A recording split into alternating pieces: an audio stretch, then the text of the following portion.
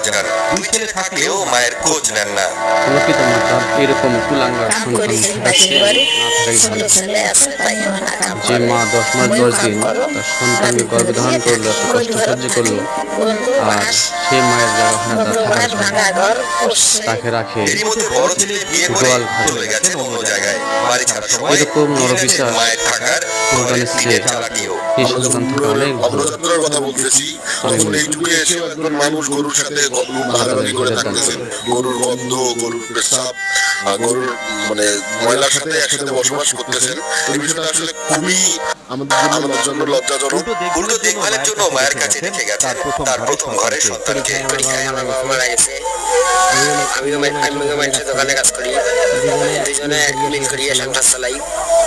আমার একটা ছোট ভাইস্তি আছে, আমার মা সহ একসঙ্গে থাকি। ছোট ছেলের ঘরেও জায়গা হয়নি তার, অথচ যে মা